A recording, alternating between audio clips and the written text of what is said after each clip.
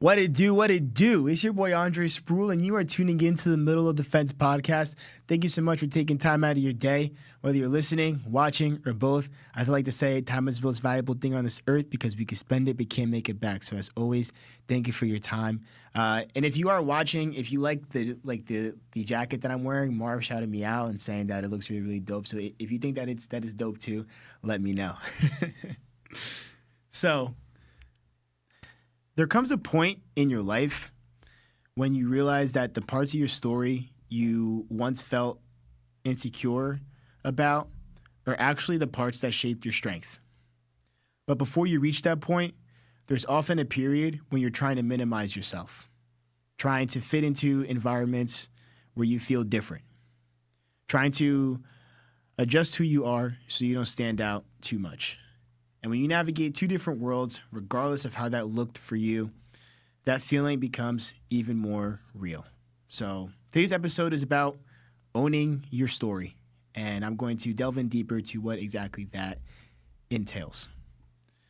So for my early background, unless you haven't been tuning into the show or just aren't hip to seeing any of my clips on the interwebs out there, I grew up in a tough terrain, urban, high crime rated urban neighborhood and got a private school education from K through 12 in one of the top 10 wealthiest counties in the country, and was the premise of what this podcast became about, right? And so never feeling like I, truly belonged to one side over the other, and becoming hyper aware of those differences from a very early age, even as young as like 7, 8 years old, realizing, hey, when I say certain things around certain groups of kids, they're going to react a certain way. If I wear certain clothes, that's going to stir up reactions as well. Anything that I said or did or wore was going to cause different types of reactions, and being hyper aware of that from such an early age, right? But you start to adjust yourself without even realizing it. You learn to exist in different environments, but you're still figuring out where you fully belong. But over time, something starts to shift. You stop seeing your story as something that makes you different in a negative way, and you start seeing it for what it actually is. So transition into realizing your story is your advantage. So your personal story builds the following things: awareness, perspective, adaptability, and emotional intelligence. And when it comes to owning your story, right? Again, the premise of this fucking podcast is owning my story. But in a general sense, when it comes to owning your story, we like to highlight the aspects of our story that are accepted in society standards or that we feel proud about, right? So in my case, yeah, I grew up in a high crime rated neighborhood, but I got a private school education and I graduated college. I love highlighting that aspect of my story. I'm Black and Argentinian. I love highlighting that aspect of my story. Even though Argentina has been in the news recently for being a racist country because of events that transpired in a recent Champions League game between Real Madrid and Benfica. So I won't get too much deeper into that, but I did make a video about it. So if you follow me at Andre Spruell on Instagram, you would have saw it. But anyway, the gist of this is that we like telling the aspects of our story that we know are accepted and that we actually like to tell, right? But what about the aspects of our story that we feel insecure about, that we're scared to reveal to the world, or that we'd rather just keep to ourselves, right? When it comes to owning your story, that's also part of it. For example, I used to have a really bad stuttering problem and sometimes have trouble pronunciating words that start with a short A, right? For example, I did an interview recently, and for one of the questions that I was asking, it involved someone's name that started with a short A, and I literally couldn't get the words out. It's like I know what I want to say, but my brain is fighting with me and it just can't get out sometimes, you know? And that stems from the fact that I used to have a really bad stuttering problem when I was a little kid and when I was in kindergarten, so around 5, 6 years old. I actually used to be pulled aside and have to take speech classes for a few minutes per day.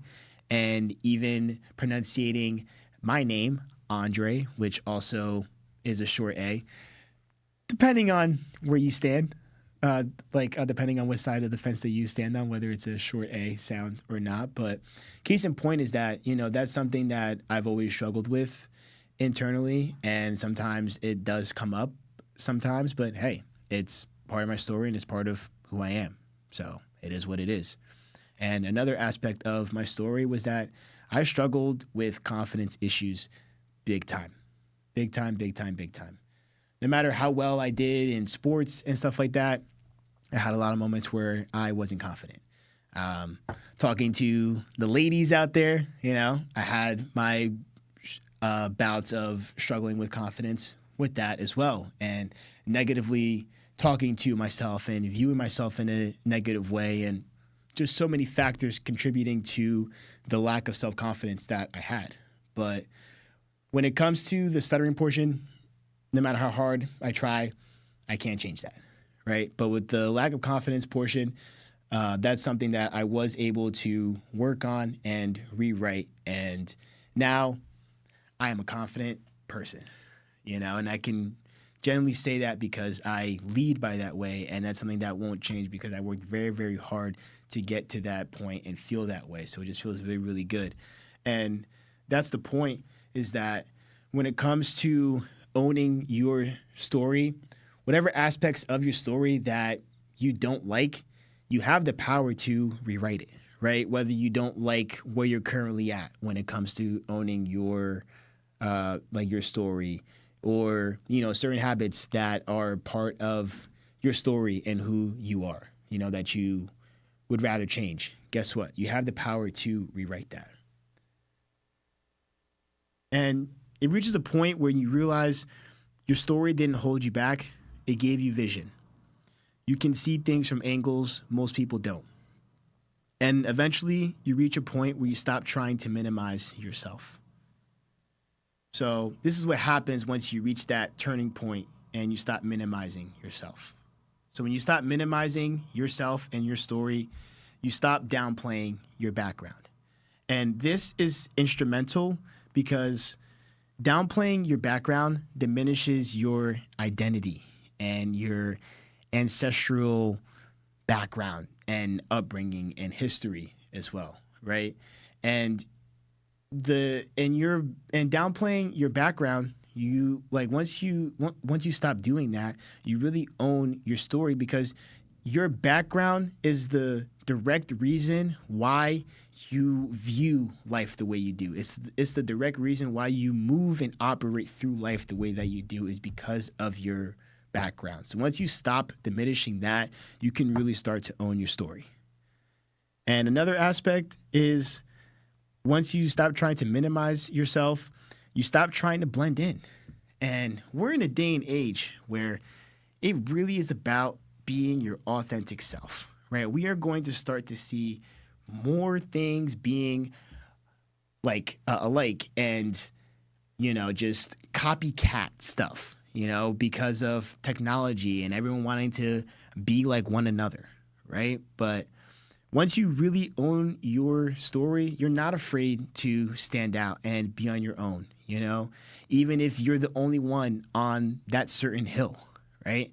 And it's important to really own that authenticity and who you are and not blend in. And another aspect is you stop trying to rewrite your story. I sound a little contradictory right there, right? Because earlier I said you can rewrite certain aspects of your story, and that holds true, But when it comes to the aspects of your story that happened in the past, you can't rewrite that. You can't undo it, right? And the worst thing that we tend to do is hold on from things from the past that no longer serve us, right? But again, when it comes to your story and what happened to the past, you know, like I mentioned in a previous episode, you were going off of what you knew best from the past. And the past serves as a learning moment. So that way you can value the present even more and be even better as you continue growing and evolving in your journey of life. Then you realize there's nothing to hide. Your story is the reason you are who you are. The moment you own your story, no one can use it against you. And that's when everything starts to align. You stop trying to escape your story. You stop trying to rewrite your story. And you start standing on it. Because your story isn't something that disqualifies you. It's something that prepares you. The life you're building makes more sense when you stop running from where you started. So the question that I pose for my audience for this episode today is, was there ever a time in your life where you felt like you had to hide or minimize parts of yourself just to fit into certain environments? Again, was there ever a time in your life where you felt like you had to hide or minimize parts of yourself just to fit into certain environments? Let me know in the comments, shoot us a message, or just take some time to ponder on that question before answering it. And no matter what side of the fence you grew up on, we're all more alike than we think. My name is Andre Spruell. Catch you guys next time.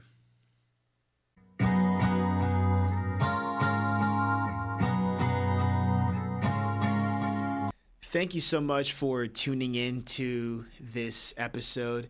And if you like this episode, please be sure to like, comment, and subscribe here on YouTube and hit the little notification bell so you can be the first to be notified when the latest episode drops. Also, be sure to check us out on your favorite podcast streaming platform as well, Spotify and Apple Podcasts. And again, no matter what side of the fence you grew up on, we're all more alike than we think.